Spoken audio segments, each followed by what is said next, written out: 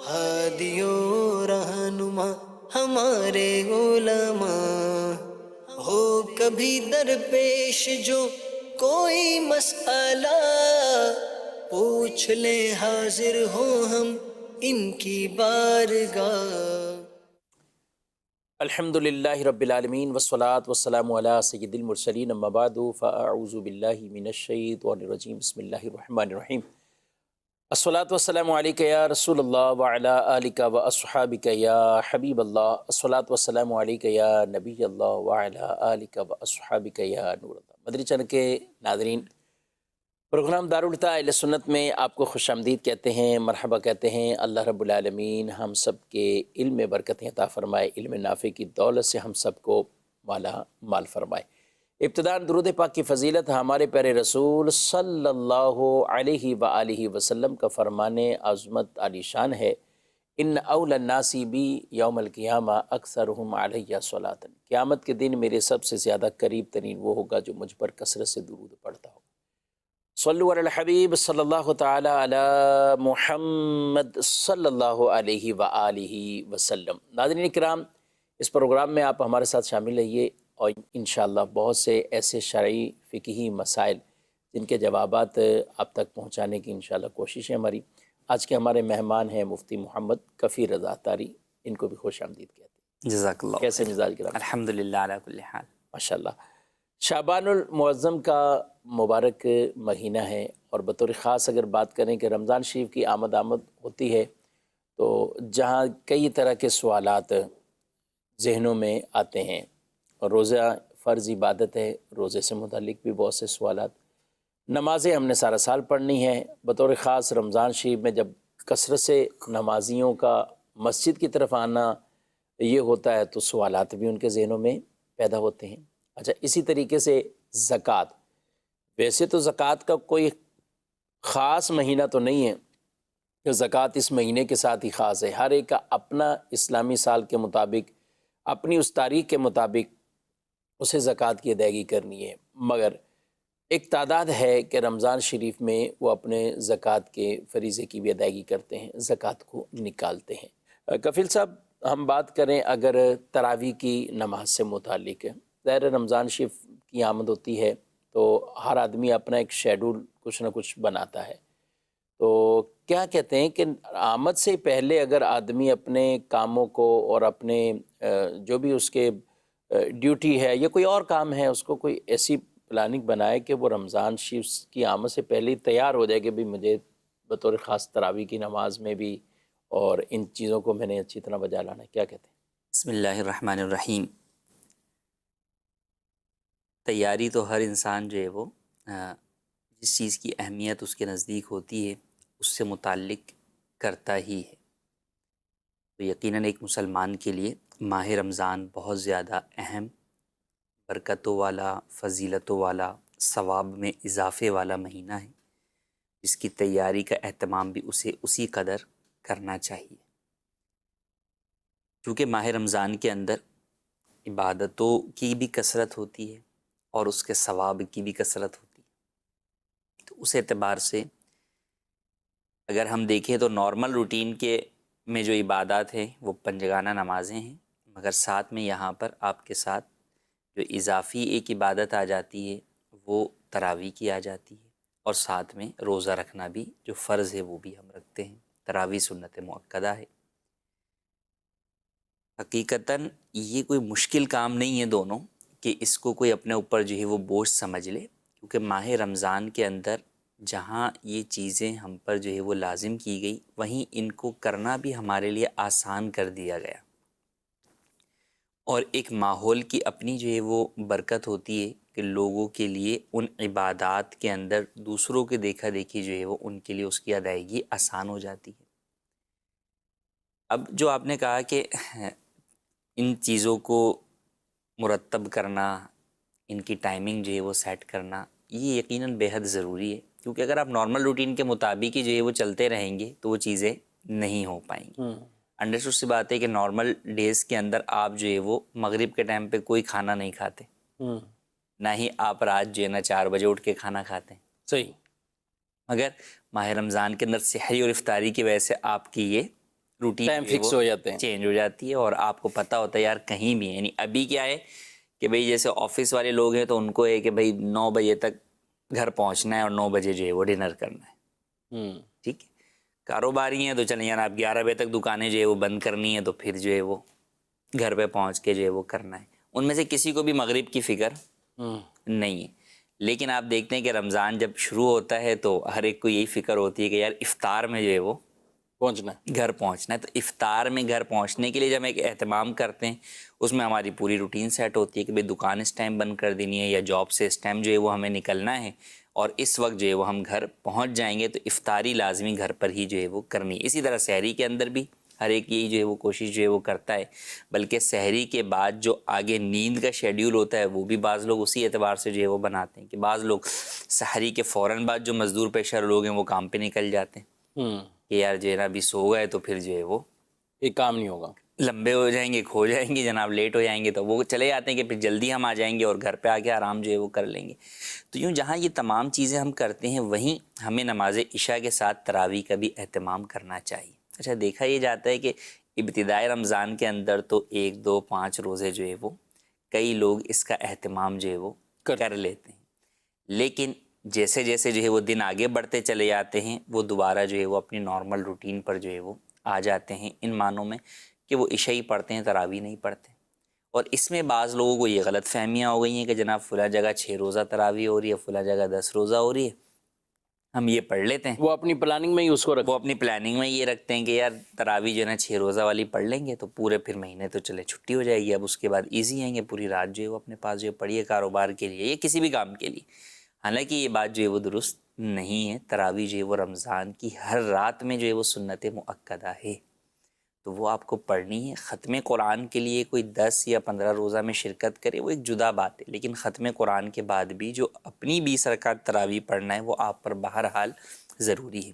اچھا، اسی طرح خواتین کا بھی اگر ہم معمولات جو ہے وہ دیکھیں تو ان کو بھی وہ بھی تراویح کی نماز کو بالکل اینڈ پر جو ہے وہ لے جاتی ہیں اور بسا اوقات وہ فوت ہو جاتی ہے ان سے. تو اس میں بھی انہیں اس بات کا خیال رکھنا ضروری ہے کہ جب مرد حضرات جو ہے وہ نماز تراویح کے لیے گھروں سے نکلیں تو یہ بھی فوراً اپنے مصلی پہ نماز تراویح پڑھنے کے لیے کھڑی ہو جائیں تو آپ پڑھ گزریں گی. ورنہ اب آپ نے یہ رکھا کہ نہیں ابھی تو جب مرد گئے ہیں تو میں برتن دھوؤں گی، پھر جب مرد آ جائیں گے تو پھر آپ ان کے کھانے کا اہتمام جو ہے وہ کرنے میں مصروف ہو جائیں گی، اور پھر جناب جو ہے وہ لیٹ نائٹ ہو کے آپ سونے کی کریں گی کہ صبح جو ہے وہ جلدی اٹھنی ہے. صبح اٹھ کر آپ پڑھنے کی نیت کریں گے تو صبح آپ کو سحری کی تیاری کی جو ہے وہ فکر ہے. تو یوں اگر آپ اپنے امور کو مینج نہیں کریں گے یا جو ہے وہ ٹائم کو شیڈیول نہیں کریں گے تو آپ کی کئی عبادات جو ہے ان کے اندر حرج واقع ہوگا، ان میں کمی ہو جائے گی. ماہ رمضان کے اندر عام طور پر اگر ہم دیکھیں ہر میں سے ہر شخص اگر اپنے اوپر جو ہے وہ غور و فکر کرے اس کا زیادہ تر وقت کس چیز میں گزر رہا ہے، کھانے پینے میں گزر رہا ہے یا گھر کے دیگر امور میں گزر رہا ہے یا عبادت میں گزر رہا ہے، کتنا پرسنٹیج. حقیقتاً تو ہونا یہ چاہیے کہ عبادت میں زیادہ وقت گزرے. ہم صحابہ کرام علیہم رضوان کی سیرت کو دیکھتے ہیں تو اس سے یہ واضح نظر آتا ہے کہ وہ تو اپنے دنیاوی امور میں سے کئی امور ان کو رجب شعبان سے پہلے نمٹا دیتے تھے کہ رمضان میں جو ہے وہ ان تمام امور میں مشغولیت نہ رہے اور عبادت جو ہے وہ کرے. اچھا، اسی لیے رمضان کے اندر ایسا مشقت والا کام کرنے سے ہی منع کیا گیا جس کی وجہ سے آپ روزہ نہ رکھ پائیں. تو عبادت کی طرف گویا کہ میلان کی صورت ہے، ترغیب ہے کہ بھئی عبادت کی طرف آئیں. تو اب ہم میں سے ہر ایک کو یہ نہیں کہ ہم اپنے سارے کام کرنے کے بعد جو بچا وقت ہے اس میں عبادت کر لیں گے، چلیں جناب اس میں جو ہو جائے گی عبادت وہ کر لیں گے، جو نہیں ہوگی تو وہ رہ گئی. یوں نہیں ہونا چاہیے، بلکہ ہونا یہ چاہیے کہ آپ سب سے پہلے عبادت کے لیے وقت نکالیں، پھر جو وقت بچ جائے اسے اپنے بقیہ کام کاج کے لیے جو ہے وہ رکھ دیں. تو اس کا اہتمام کریں گے تو بالکل جو ہے وہ ہوگا. بات وہی ہے کہ ہماری ترجیحات میں کیا شامل ہے. کئی لوگ ہیں شروع سے ہی پلان بنا لیتے ہیں کہ یار ہمیں 3 قرآن کریم ختم کرنے، تو اب وہ کس طرح ختم کرنے وہ اس کی بھی ترتیب بنا لیتے ہیں کہ بھئی صبح 1 پارہ پڑھنا ہے، 1 پارہ جو ہے ظہر میں پڑھنا ہے، 1 پارہ جو ہے وہ رات میں جو ہے وہ پڑھنا ہے. تو یوں جو ہے وہ روز کے جو ہے وہ 3 پارے پڑھ کے وہ 10 دن میں 1 قرآن ختم کر لیتے، تو 30 دن میں ان کے 3 قرآن ختم. بعض وہ ایک کہ جو مہینے میں 1 قرآن کا پلان بناتے ہیں تو ان کا 1 ہوتا ہے، جو نہیں بناتے پلان بسا اوقات ان کا 1 بھی پورا نہیں ہو پاتا. تو بات ہے کہ ہمیں پلاننگ کرنے کی بہرحال جو ہے وہ حاجت ہے، اور اس طرف جو ہے وہ زیادہ ہم اپنے وقت کو لے کے وہ کریں، شیڈیول اس طرح ہم مینیج کریں کہ ہم زیادہ سے زیادہ عبادت کر سکیں۔ ماشاء اللہ، شروع سے ہی اپنے آپ کو تیاری میں رکھیں گے۔ حفاظ کرام کو دیکھیں نا، تو اس وقت ان کو کوئی نہ بھی کہے کہ بھائی آپ پڑھو، جی لیکن جب ذمہ داری ہے جس پر، تو وہ کتنی محنت کرتے ہیں اور اس طرف توجہ دے کر وہ اپنی چیزوں کو یاد کرتے ہیں، منزل نکالتے ہیں۔ تو ظاہر ہے یہ ہم ترغیب پورا سال دیتے ہیں تو ہر ایک نہیں پڑھ پاتا، لیکن ان دنوں میں بطور خاص بات کریں تو وہ شروع ہو جاتے ہیں اور اس کو ٹارگٹ بنا لیتے ہیں۔ کرنا بھی چاہیے حافظ قرآن کو، چاہے آپ کے گھر میں بچے ہیں یا کچھ بھی ہیں، تو کوشش یہی کریں کہ وہ نماز کی اہلیت اگر رکھتے ہیں تو وہ امامت ہی کریں، اور تراویح کی نماز وہ پڑھائیں، کہیں اپنے گھر میں اہتمام ہو۔ عشاء کی نماز آپ مسجد کے اندر ہی ادا کریں، اور بقیہ آپ ان کے لیے، تاکہ ان کی منزل بھی ایک اچھی نکل جائے اور تراویح کا اہتمام بھی ہو۔ اور یہ ہم پہلے سے تیاری کریں گے، کچھ اپنا ذہن بنائیں گے تو انشاءاللہ، جیسے کئی لوگ ہیں کہتے ہیں سیزن ہے رمضان شریف، جی کپڑے والے دیگر اور ایسے ہوتے ہیں، تو وہ ساری چیزیں ان کی پلاننگ میں ہوتی ہیں ہر ایک کے اپنے اعتبار سے، لیکن پوچھا جائے تو یہ کہتے ہیں وقت نہیں ہے، اس کے لیے وقت نہیں ہے۔ تو پہلے سے کچھ پلاننگ بنائیں گے تو اس کا وقت بھی بہرحال ضرور نکلے گا، نہ بھی نکلے تو ایک وسعت والا وقت ہے تراویح کی نماز کے لیے، وہ تو صبح سحری کے وقت تک یہ نماز پڑھی جا سکتی ہے۔ اگر کسی کی رات کی ڈیوٹی ہے، کچھ بھی ہے، تو وہ ان اوقات میں سحری کے وقت میں، اسی طرح وہ خواتین، وہ بہنیں جو تھکن کی وجہ سے بالفرض رات کو نہیں پڑھ پائیں، تو آپ کو صبح پھر جلدی اٹھنا ہوگا، اور آپ جیسے سحری کا اہتمام کریں گے تو ساتھ تراویح کی نماز بھی، تو اس کے لیے پہلے شروع سے ہی ذہن بنانا وہ بہت اہم ضروری ہے۔ سنت موقدہ ہیں یہ، اور یہ ایسی سنت نہیں ہے کہ اس کو کہیں کہ بالکل یہ چھوڑ دیا جائے اور آدمی گناہ گار بھی نہ ہو، نہیں، سنت موقدہ اس کے چھوڑنے پر عادت ہے تو یہ گناہ گار ہوگی۔ کبھی کبھار ایک آدھ دن وہ ایک الگ بات ہوتی، لیکن وہ بھی ایسا نہیں ہے کہ برا کیا، یعنی ہے تو برا کیا، اور اگر عادت ہے اس میں تو پھر وہ گناہ کی طرف یہ معاملہ چلا جائے گا۔ تو اس لیے ان چیزوں کو ہمیں سنجیدگی کے ساتھ اپنے شیڈول میں وہ لینی چاہیے، تاکہ رمضان کی یہ عبادت ہم کما حق درست طریقے سے بجا لا سکیں۔ بڑھتے ہیں ناظرین کے سوالات کی طرف، دیکھتے ہیں کیا پوچھنا۔ سوال یہ بھائی سود کے بارے میں تھوڑی سی انفارمیشن دے دیں بھائی۔ معاملہ یہ ہے بھائی، جب بینک میں پیسے کوئی بھی بندہ جمع کراتا ہے تو معاملہ یہ ہے کہ وہ یہ نہیں کہتا بھائی آپ یہ پیسے لیں تو مجھے اتنے آپ نے دینے ہیں، وہ خود بخود تھوڑا بہت اضافہ کر کے دیتے ہیں سال کے بعد، یہ اب سود میں ہی آئے گا؟ جی، کون سا بینک ایسا ہے کہ جو اس طرح خود ہی خود دے دے؟ بینک میں دیکھیں، جب آپ دیتے ہیں پیسے تو وہ آپ کو بھلے کچھ زبان سے نہ کہتے ہوں، وہ آپ سے پورے ایک جو ہے وہ بینک اکاؤنٹ اوپننگ فارم کے اوپر سائن کرواتے ہیں، اس میں تمام اس کی ٹرمز اینڈ کنڈیشنز جو ہے وہ لکھی ہوئی ہوتی ہیں، اور اس کے اندر پرسنٹیج بھی لکھی ہوتی ہے کہ اگر آپ سیونگ اکاؤنٹ کھلوا رہے ہیں تو اس میں کس قدر پروفٹ ملے گا، یعنی سود ملے گا۔ یہ تمام باتیں جو ہے وہ اس میں لکھی ہوئی ہوتی ہیں، اور آپ کی رقم جو اس میں جمع کرائی جا رہی ہوتی ہے سیونگ اکاؤنٹ میں، وہ منافع کی شرط پر ہی جمع آپ کرا رہے ہوتے ہیں، اور آپ کی رقم چونکہ قرض ہے، اس کی حیثیت قرض کی ہے، تو قرض کے اوپر جو بھی کنڈیشنل نفع دیا جاتا ہے، شرط کر کے نفع دیا جاتا ہے، وہ سود ہے۔ تو بینک کے اندر جو اس طرح نفع دیا جا رہا ہے سیونگ اکاؤنٹس کے اندر، وہ ناجائز و حرام ہے۔ لازم ہے کہ فوری طور پہ جو ہے وہ اکاؤنٹ بند کروائیں، اور اگر اب تک کوئی آپ کو ایسا نفع حاصل ہوا ہے تو اللہ کی بارگاہ میں سچی توبہ کرنے کے ساتھ ساتھ اس نفع کو کسی مستحق کے زکوٰۃ کو ثواب کی نیت کے بغیر صدقہ کر دیں۔ ٹھیک ہے، اور اس اکاؤنٹ کو فوراً بند کرانا ہوگا، بالکل اس کو بند کرائیں، جی، اکاؤنٹ کرنٹ کو فوری اکاؤنٹ طور ہو۔ پہ بند کرانا ضروری ہے۔ کرنٹ اکاؤنٹ وہ بھی ایسا کرنٹ اکاؤنٹ جس میں کوئی مخصوص اماؤنٹ رکھنے پر کوئی ایکسٹرا جو ہے وہ آپ کو بینیفٹ نہ مل رہے ہوں۔ بعض کرنٹ اکاؤنٹ بھی ایسے ہیں جس کرنٹ میں پلس یہ ہے وغیرہ اس کے ساتھ، جی کہ اس میں یہ ہے، مختلف کمپنیز کے یا مختلف بینکوں کے مختلف ناموں کے ساتھ ہوتے ہیں، کہیں کرنٹ پلس ہوتا ہے، کہیں کوئی اور ہوتا ہے۔ تو بنیاد یہ ہے کہ اگر یہ ہے کہ بھئی آپ اتنا پیسہ رکھیں گے یا بیلنس مینٹین رکھیں گے تو ہم آپ کو ATM چارجز یا مختلف یہ چارجز جو ہے وہ فری کر دیں گے، تو ایسا کرنا، ایسا اکاؤنٹ کھلوانا بھی جائز نہیں۔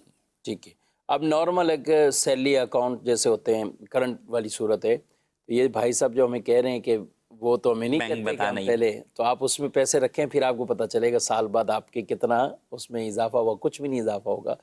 تو اس لیے کرنٹ ہی جو سادہ والا ہے اکاؤنٹ وہ کھلوائیں، بقیہ بالکل نہ کھلوائیں، کھلوائے بھی ہوئیں تو بند کروا دیں۔ اچھا جی، کچھ سوالات ہیں ایس ایم ایس کے ذریعے، یہ پوچھ رہے ہیں نماز جنازہ کی صفوں میں اتنا فاصلہ ضروری ہے جتنا نماز پنجگانہ والی صفوں میں ہوتا ہے؟ فاصلہ ضروری نہیں، کیونکہ اس کے اندر سجدہ نہیں کرنا ہوتا، تو لہٰذا جو ہے وہ اس میں تھوڑے سے فاصلہ بھی رکھ کر آپ کھڑے ہو سکتے ہیں۔ ٹھیک ہے، یعنی بعد اوقات اگر جیسے مسجد کی نارمل صفیں ہوتی ہیں، رش ہوتا ہے تو قریب قریب بھی صفیں قریب قریب بھی جو ہے وہ صفحے بنا سکتے ہیں۔ بنا سکتے ہیں، لیکن امام سے آگے نہ بڑھیں۔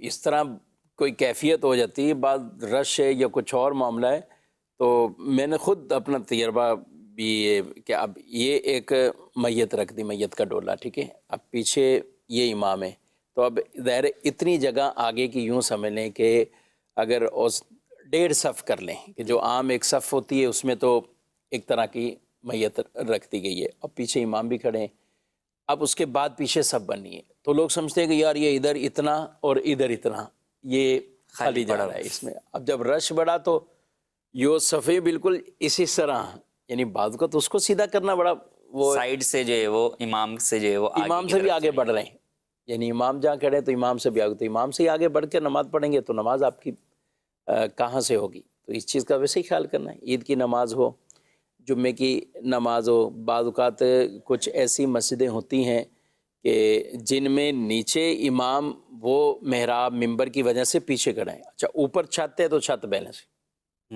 یعنی یہ مسجد انتظامیہ کی بہت بڑی ایک ذمہ داری بنتی بالکل جو ہے ان کی غلطی۔ اسی طریقے سے بعض جگہ جہاں پر صفیں باہر بچھتی ہیں، ہاں روڈ کے اوپر یا گلی میں بچھتی ہیں، تو وہاں بسا اوقات جو ہے وہ امام سے آگے تک جو ہے وہ صف جہاں سے بھی ان کا دل کرے صفحے وہ شروع کر۔ شروع جو ہے وہ کر دی، حالانکہ یہ درست نہیں۔ اچھا یہ میری توجہ گئی، میں ایک مسجد میں گیا تو وہ اسی طرح 2-3 منزلہ بنی ہوئی تھی، تو میں نے کیونکہ نیچے کیا تھا کہ نیچے عام روڈ ہے تو نیچے سے آپ 3 فٹ باہر نہیں نکال سکتے نا، جگہ جی۔ آپ کی وہی ہے۔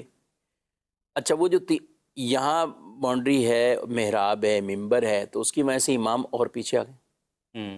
صحیح، اب چلتے چلتے اوپر بھی گئے، مسجد کا وزٹ کرنا تھا، مسجد کے معاملات کچھ دیکھنے تھے، تو میں حیران ہوا وہاں پہ جو صفحے پوری یہ بنی ہوئی تھی، تو میں نے ان سے پوچھا یار اللہ کے بندو یہ وہ واقعی اس طرف توجہ نہیں گئی، یہ ہماری تو یعنی ہم تو یہ سمجھ رہے ہیں کہ اوپر ہماری نیچے اگر 10 صفحے ہیں تو اوپر ہمیں تو 13 صفحے ماشاءاللہ مل گئی ہیں 13 صفحے تو مل گئی ہیں، 3 صفحوں کا کیا کیا آپ نے؟ تو یہ بہت مطلب اہم ان کو میں نے کہا کہ یہ آپ کو اس طریقے سے آپ لوگوں کو اب اس کی کوئی نشانی رکھیں، کچھ نہ کچھ ایسا معاملات کر لیں، ظاہر ہے اس وقت تو آپ نہیں بتا پائیں گے اوپر کیا ہے یا کچھ ہے، تو ویسے تو چھت پوری ہے، لیکن یہ والی جگہ آپ کے یوں ایک طرح کی جماعت کے اعتبار سے کام میں نہیں آئے گی کہ جب امامت نیچے ہو رہی ہے، تو بعض کا ضروری نہیں ہر چیز کی طرف توجہ جائے، لیکن اس زاویے سے بھی اچھا کسی کو باقاعدہ جو عالم صاحب ہوں، مفتی صاحب ہوں، ان کو چونکہ لوگ اتنے مسائل اس طرح کے پوچھتے ہیں تو کچھ نہ کچھ ذہن میں آ جاتی ہے بات کہ یار یہ یہاں پہ یہ مسٹیک ہو سکتی ہے یا یہ مسٹیک ہو سکتی ہے، تو ان چیزوں کا بہرحال خیال رکھنا چاہیے۔ اچھا جی مزید سوال ہیں، کوئی عورت نماز جنازہ پڑھ سکتی ہے؟ اگر پڑھ سکتی ہے تو کوئی طریقہ کار بتائیں، نیت کی کیسے کی؟ عورتیں نماز جنازہ پڑھ سکتی؟ عورتوں کے لیے نماز جنازہ نہیں ہے کہ عورتیں نماز جنازہ پڑھیں، عورتوں کو نماز جنازہ میں شریک ہونے کی بھی اجازت نہیں ہے، لہٰذا عورتیں نماز جنازہ نہیں پڑھیں گی بلکہ مرد حضرات ہی جنازہ پڑھیں گے۔ اور عورت کا نماز جنازہ کے لیے نکلنا بھی جائز نہیں ہے، یہ نہیں ہے کہ وہ جنازے کے پیچھے، اور پھر وہ نبی پاک صلی اللہ علیہ وسلم سے وہ ایک حدیث پاک میں جس میں بطور خاص ہے اس زمانے میں جیسے عورتیں ہوتی تھی کہ وہ نوحہ پیچھے بھی کرتی نکلنا، تھیں۔ نوحہ بھی کرنی، ساتھ آوازیں نکالنا، جو بھی میت کے اوصاف بیان کرنے کے لیے اسے کیا کہتے ہیں ہمارے ہاں بین کرنا جی۔ یا کچھ اس طرح کے، تو ان کی بھی وعیدوں کو ہی بیان کیا گیا، اس لیے ہمارے علماء نے واضح طور پر جنازہ گاہ کی طرف عورتوں کا جانا میت کے ساتھ، تو اس کی بھی شرعاً اجازت نہیں ہے۔ اچھا جی مزید مردہ بچہ کہاں دفن کیا جائے گا؟ مردہ بچہ جو ہے جو پیدا ہی جو ہے مردہ ہوا ہے اس کو قبرستان میں بھی دفن کیا جا سکتا ہے، اور ویسے بھی اس کو گڑھا کھود کر کسی بھی ایسی جگہ پر آپ جو ہے وہ دفن کر سکتے ہیں جہاں پہ اس کے جانور وغیرہ پہنچنے کا اندیشہ نہ ہو، تو عموماً قبرستان اس کے لیے جو ہے وہ سیف جگہ ہوتی ہے، تو قبرستان میں اسے دفن کر سکتے ہیں۔ یعنی لوگوں کا یہ کنسپٹ غلط ہے کہ قبرستان میں نہیں آ سکتا، ہاں، یہ بچہ ایسا نہیں۔ قبرستان میں یہ مردہ پیدا ہوا تو یہ غلط ہے، یعنی جی۔ اچھا اس کے لیے بھی کبھی ایسا ہوا قبرستان میں بھی کہتے نہیں جی کونے پہ اس میں کہیں دور طرف کہیں کونا یا قبروں کے بیچ میں نہ آئے، بھئی جب دفن ہی کرنا ہے اس کی بھی تدفین ہے، ہاں سنت جنازہ وغیرہ یا دیگر چیزیں نہیں ہیں؟ دیگر چیزیں جو ہے وہ نہیں ہیں. قبر کے اندر بھی یہ کہ اب اگر اس کو کسی جگہ پر جو ہے وہ الگ جگہ پر بھی دفن کر دیا تو کیونکہ اس کے قبر کے احکامات جو ہے وہ جی ہاں. نہیں ہیں تو اس لیے اس میں حرج بھی نہیں ہے. لیکن جو ہے وہ بہرحال اس بات کا اہتمام ضرور کیا جائے کہ اس کو اچھے طریقے سے دفنایا جائے، کیونکہ بہرحال وہ ایک انسانی جسم ہی ہے، تو اس کا اس اعتبار سے عزت و احترام ہے کہ یہ نہ ہو کہ وہ اسے جانور یا درندے وغیرہ جو ہے وہ اسے کھول کر قبر سے نکال کر اس کے گوشت کی بے حرمتی وغیرہ نہ کریں. اس بات کا خیال رکھنا ضروری. جی مزید سوال. یہ تراویح کی نماز نابالغ سے قرآن کے پیچھے ہو سکتی ہے، یعنی نابالغ بچہ ہمیں قرآن ہو وہ تراویح کی جماعت کرا سکتا ہے؟ جی مزید.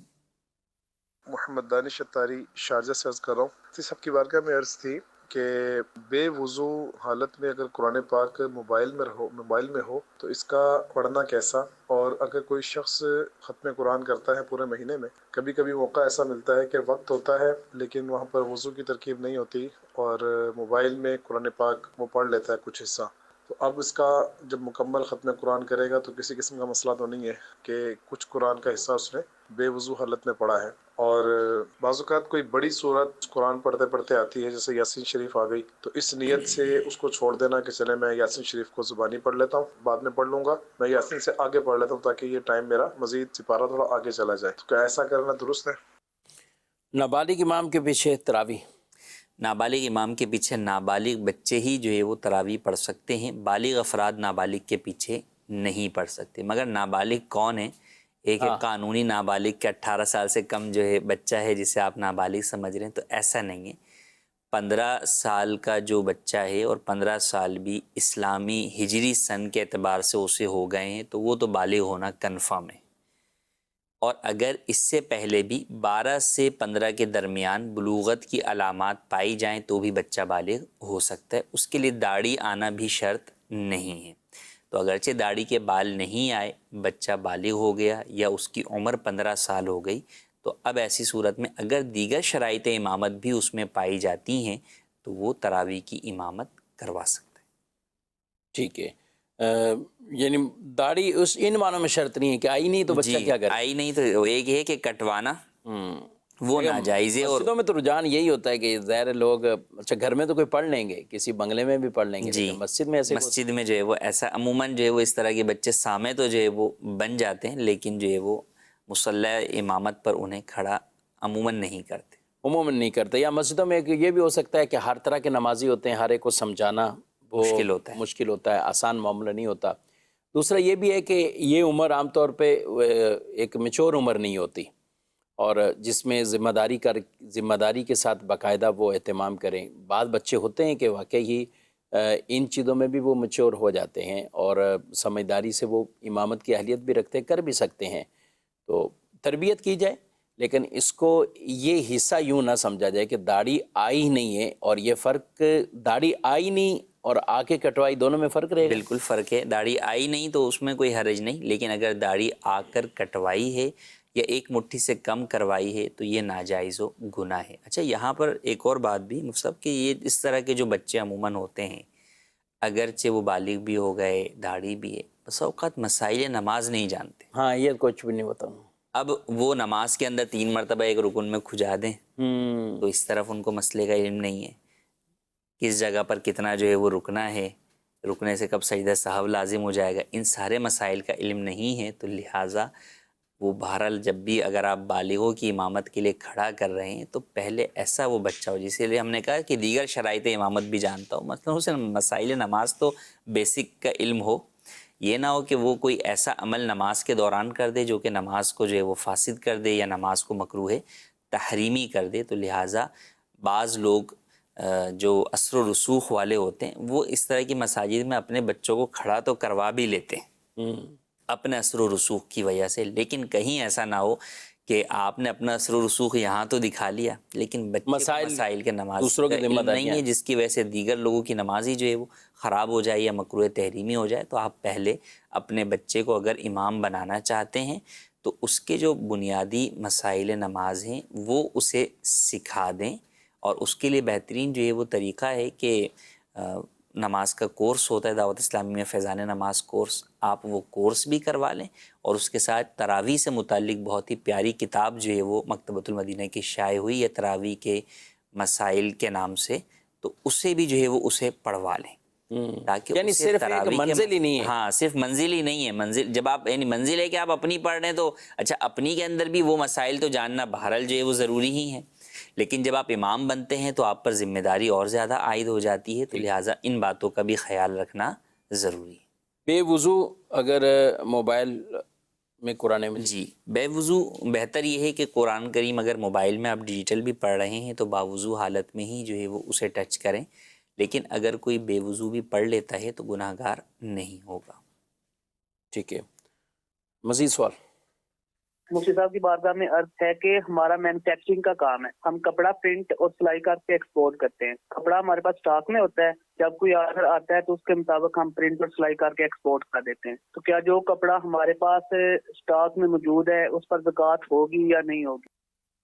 جی، جو کپڑا انہوں نے بیچنے کے لیے خریدا ہے کہ اس کے اوپر کام کر کے جو ہے وہ ہم آگے جو ہے بیچیں گے، تو ان کا مال تجارت ہے، لہٰذا اس کے اوپر زکوٰۃ ہوگی۔ ہاں اب انہوں نے اس کے اوپر کام کر کے بیچنا ہے تو اس وقت اس کی قیمت مثال کے طور پہ 500 روپے میٹر ہوگی، لیکن ابھی جس پوزیشن میں وہ کچا کپڑا جو ہے بغیر پرنٹنگ اور اسٹیچنگ کے ہے، ابھی اس کی قیمت 200 روپے میٹر ہے، تو زکوٰۃ پھر 200 روپے میٹر کے اعتبار سے ابھی زکوٰۃ دیں گے۔ اگر کچھ ایسا کپڑا ان کے پاس تیار شدہ ہے اور ان کے زکوٰۃ کا سال آ جاتا ہے تو اس کپڑے کی اس وقت جو ویلیو ہوگی اس اعتبار سے اس کی زکوٰۃ لازم ہوگی۔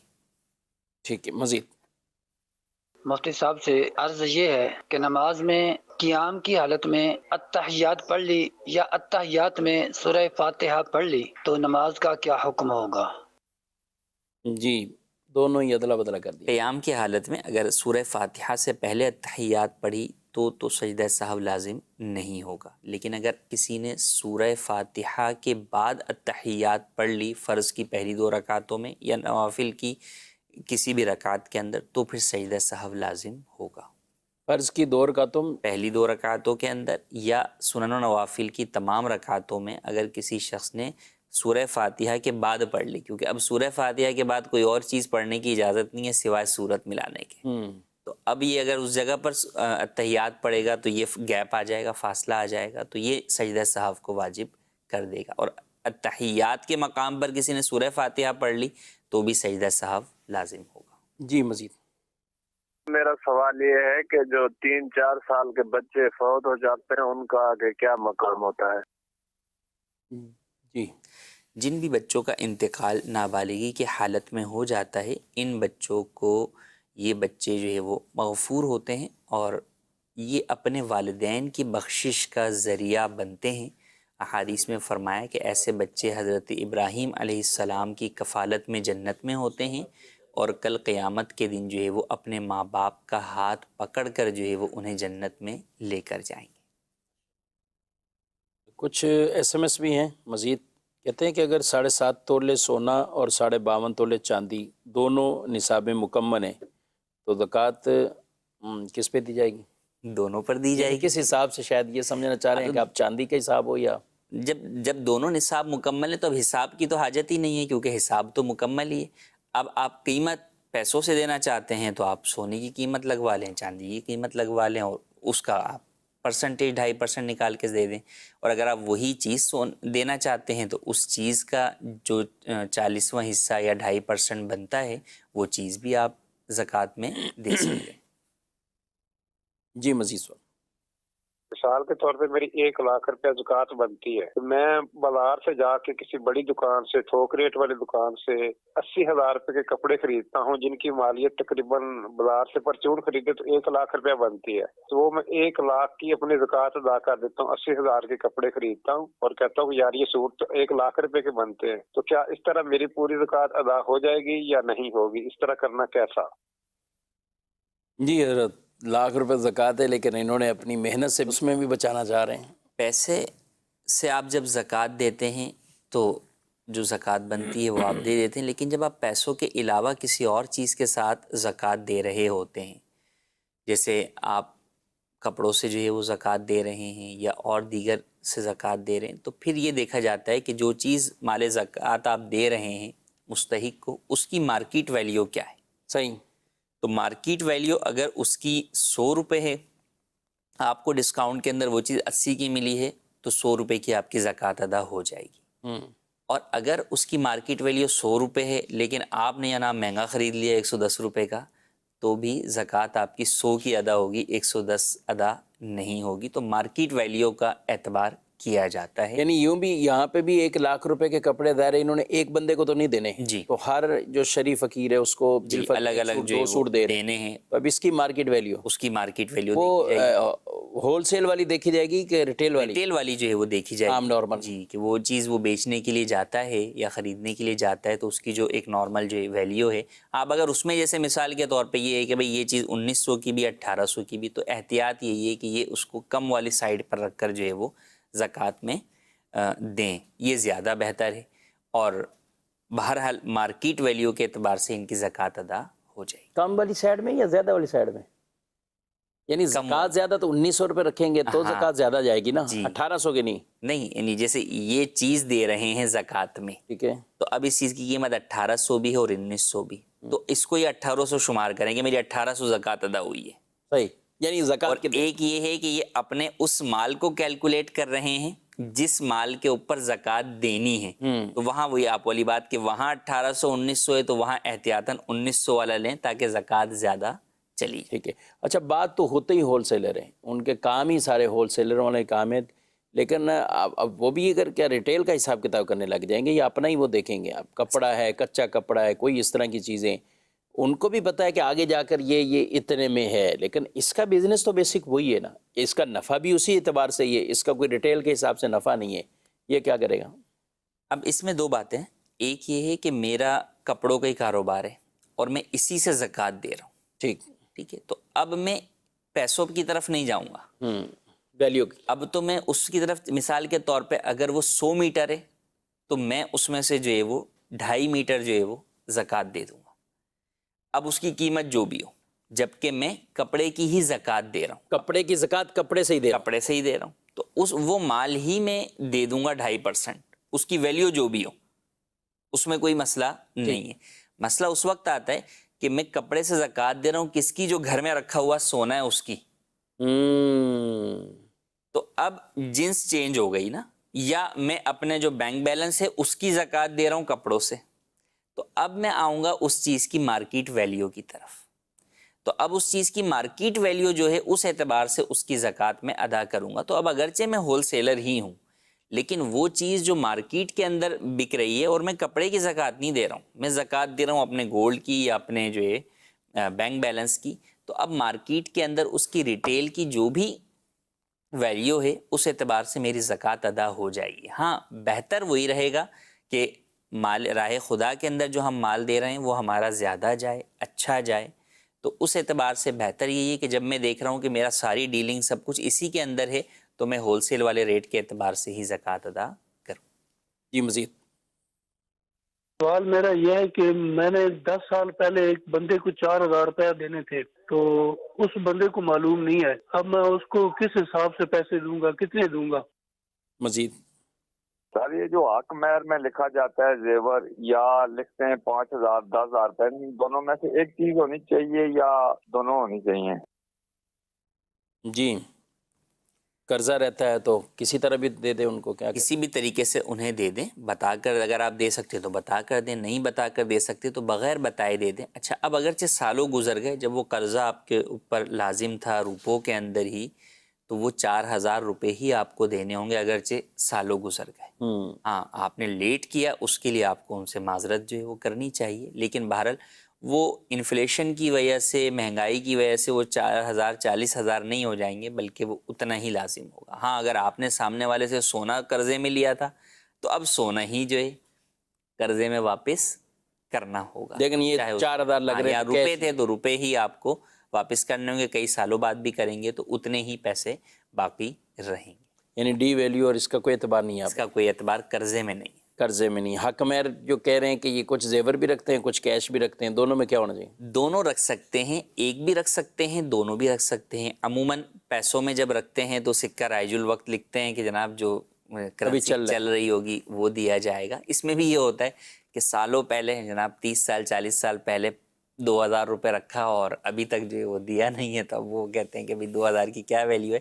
تو بہرحال وہ 2000 ہی دینا ہوگا, اگرچہ اب مہر کا وہ بن بھی نہیں رہا, مہر کی منیمم مقدار بھی اتنی نہ بن رہی ہو, لیکن جب رکھا گیا تھا چونکہ اس وقت وہ مہر کی شرح جو منیمم مقدار تھی اس سے زیادہ ہی جو ہے وہ تھا, یا اس کے برابر تھا, اس سے کم نہیں تھا, تو بہرحال وہی ادا کیا جائے گا. اچھا, زیور وغیرہ جو لکھا جاتا ہے تو اس کے اندر جو لکھ دیا گیا مہر کا آپ نے حصہ بنا دیا تو وہ بھی ادا کرنا ہوگا. تو دونوں چیزیں لکھی ہیں تو دونوں ادا کرنی ہوں گی, ایک چیزیں لکھی ہیں تو ایک ادا کرنی ہوں گی. ضروری نہیں ہے کہ آپ دونوں چیزیں لکھیں. صحیح, یعنی اس میں زیور سمجھ میں آتا ہے کیونکہ جب لمبائی چلانا ہے اس اعتبار سے فائدہ ہے. اچھا, بعض جگہ یہ بھی ہے, پر جیسے مثال کے طور پہ نکاح نامہ میں لکھا کہ بھئی اتنا حق مہر ہے 5000 روپے, ٹھیک ہے, نیچے ہی انہوں نے اس کی وضاحت لکھ دی کہ حق مہر میں ہم یہ زیور ادا کر رہے ہیں حق مہر کے طور پہ, حق مہر کے طور پر. تو یہ بھی ہوتا ہے, بسا اوقات الگ سے بھی لوگ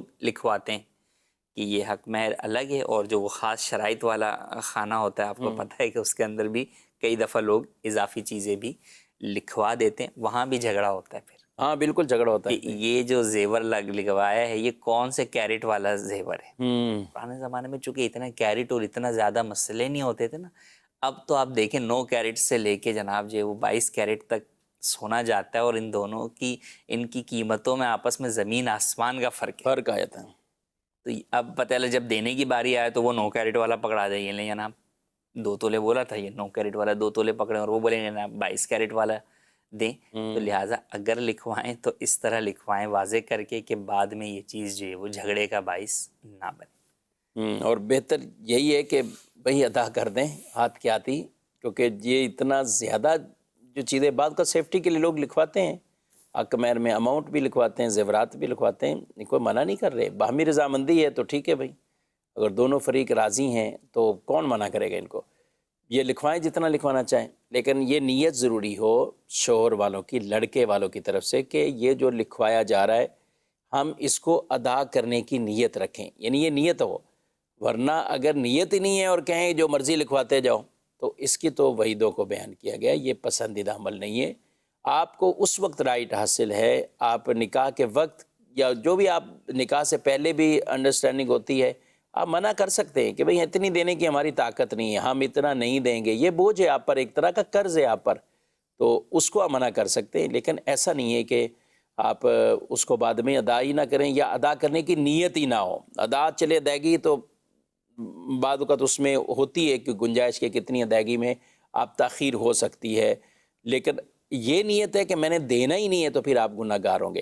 اچھا, کئیوں کے حق مہر اور اس طرح کے معاملات پینڈنگ ہیں, ان کو ملے نہیں ہیں, اس طرح کی خواتین یہ ذہنوں میں سوچتی ہوں گی کہ ہمارے حق مہر, اب اس میں زکوٰۃ, یہ بھی کوئی مسائل آتے ہیں زکوٰۃ کے وغیرہ؟ جی, یعنی اگر یہ سمجھیں کہ بھئی مثال کے طور پہ میرا حق مہر جو ہے اتنا ان کے پاس موجود ہے, تو یہ وہ شخص یہ سوچے کہ بھئی میں نے اتنا جو ہے وہ اس کو حق مہر ادا کرنا ہے تو میں اس کو اپنے قرضے شمار کر کے مائنس کروں, تو ایسا نہیں ہے. یہ اس کو اپنے قرضے میں مائنس نہیں کر سکتے. قرضے میں مائنس نہیں کرنا, کیا کرنا ہے پھر اس کو؟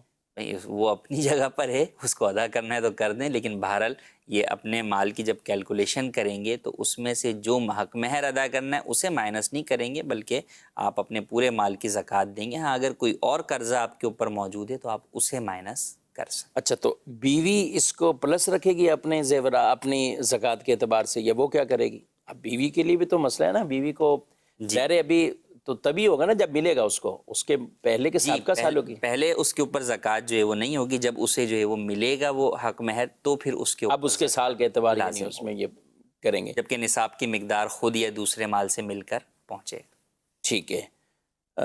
بہرحال بہت سے ایسے سوالات بھی ہیں اور زکوٰۃ کے اور اس ٹاپک کے. چلیں ایک سوال لیتے ہیں, اگر کسی نے گزشتہ رمضان کے قضا روزے نہ رکھے تو کیا اب وہ کیا کرے؟ یہ رمضان شریف آ رہا ہے, وہ ایک روایت ہے نا کہ اس کی عدم قبولیت کے حوالے سے, قبول نہ ہونے کے حوالے سے.